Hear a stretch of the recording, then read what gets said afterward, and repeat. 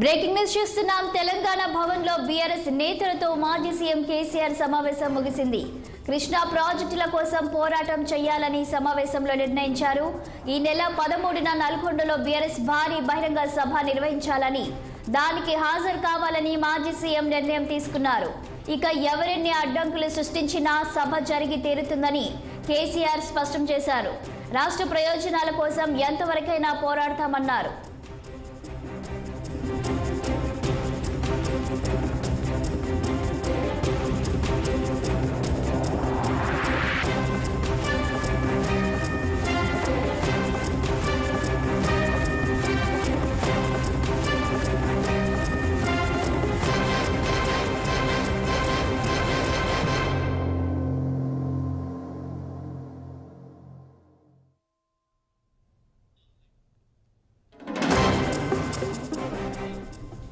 తెలంగాణ భవన్లో బీఆర్ఎస్ నేతలతో మాజీ సీఎం కేసీఆర్ సమావేశం ముగిసింది.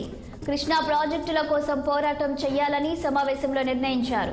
ఈ నెల 13న నల్గొండలో బీఆర్ఎస్ భారీ బహిరంగ సభ నిర్వహించాలని, దానికి హాజరు కావాలని మాజీ సీఎం నిర్ణయం తీసుకున్నారు. ఇక ఎవరెన్ని అడ్డంకులు సృష్టించినా సభ జరిగి తీరుతుందని కేసీఆర్ స్పష్టం చేశారు.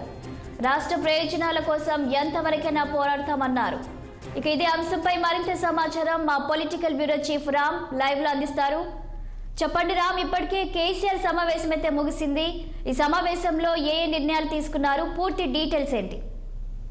శాలిని, ఈరోజు ఉదయం మధ్యాహ్నం 12:30 గంటలకు తెలంగాణ భవన్లోకి ప్రవేశించిన కేసీఆర్ నేరుగా సమావేశ మందిరంలోకి వెళ్ళారు. దాదాపు ఎవరు కూడా మాట్లాడకుండానే ఆయనే దాదాపు 1:45 ప్రసంగం చేయడం జరిగింది. మొత్తం 1999 నుంచి తెలంగాణ ఉద్యమ స్థాపన, జెండా ఉద్యమము, ప్రస్తావన అంతా చెప్తూ చివరికి ప్రస్తుతం కేఆర్ఎంబి సంబంధించిన ఇష్యూ పైన చాలా కీలక ఉపన్యాసం చేశారు.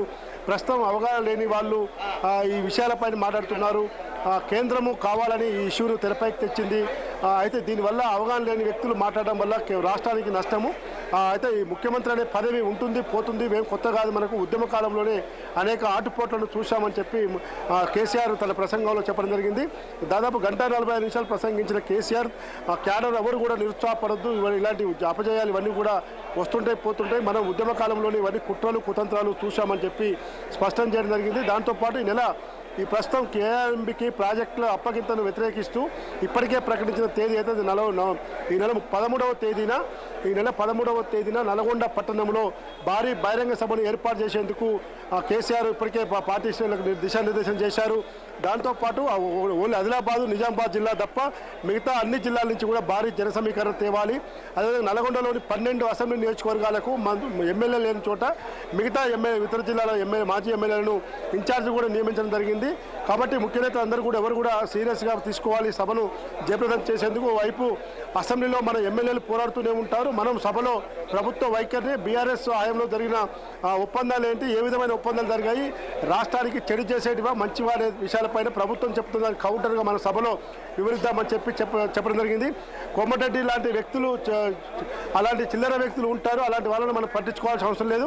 ఒకవేళ సభకు ఎన్ని అడ్డంకాలు సృష్టించినా సభను నిర్వహించి తీరుదాము. ఖచ్చితంగా సభను అడ్డుకునే కుట్రలు చేస్తే అవసరం ఉంటే న్యాయస్థానాన్ని ఆశ్రయించి అయినా, కోర్టు నుంచి పర్మిషన్ తెచ్చుకోవాలైనా మనం సభ నిర్వహిద్దాము. అదే రోజు కాన్వాయ్ మధ్యాహ్నం 3 గంటలకు జరిగే సభకి హైదరాబాద్లోని బంజారాహిల్స్ నందినగర్లో నుంచి తన నివాసం నుంచి మొత్తం విద్యార్థి విభాగం ఆధ్వర్యంలో దాదాపు 500 కార్లకు పైగా కాన్వాయ్తో నల్గొండ సభకి కేసీఆర్ బయలుదేరాలని చెప్పి డిసైడ్ అయ్యారు. ఇప్పటికే అసెంబ్లీలోని నల్గొండ జిల్లాలోని 12 అసెంబ్లీ నియోజకవర్గాలకు కూడా 12 మందిని ఇన్ఛార్జీలు కూడా నియమించడం జరిగింది. ప్రస్తుత పరిస్థితుల్లో బీఆర్ఎస్ పార్టీ వచ్చే లోక్సభ ఎన్నికల నేపథ్యంగా ఈ కృష్ణా నది యాజమాన్య బోర్డు ఏదైతే ప్రాజెక్టుకు అప్పచెప్పే విషయం నడుస్తుందో ఆ విషయాన్ని ఆసరాగా చేసుకొని అదే ఎజెండాగా నల్గొండ వేదికగా పార్లమెంట్ ఎన్నికల ప్రచారానికి శ్రీకారం చుట్టే అవకాశం ఉంది. ఇప్పటికే బీజేపీ, కాంగ్రెస్లు పార్లమెంట్ ఎన్నికల వైపు కసరత్తు చేస్తున్న నేపథ్యంలో పార్లమెంట్ అభ్యర్థులు ముందే ప్రకటించకుండా ప్రచార సభల ద్వారా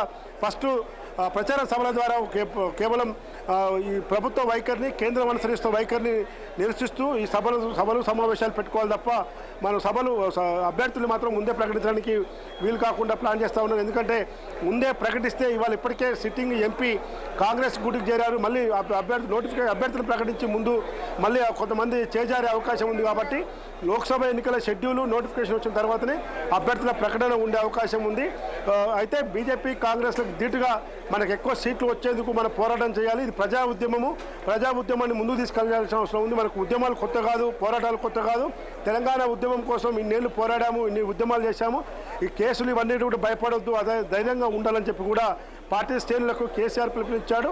ఈరోజు దాదాపు 1:45 ప్రసంగించిన కేసీఆర్ అనేక విషయాలపై మొత్తం సాగునీటి కోసం, నీళ్లు, నిధులు, నియామకాల కోసం తెలంగాణ ఉద్యమం ఏ విధంగా పోరాడామో, ఇప్పుడు అవసరం అనుకుంటే రాష్ట్రంలో కాంగ్రెస్ పార్టీ ప్రభుత్వ వ్యతిరేక విధానాలకు వ్యతిరేకంగా, కేంద్రంలో బీజేపీ వ్యతిరేక విధానాలకు వ్యతిరేకంగా కూడా మళ్ళీ ప్రజా ఉద్యమం చేపట్టేందుకు మనందరం కూడా సమాయత్తం కావాలని చెప్పి ఆయన పిలుపునిచ్చారు. Thank you Ram.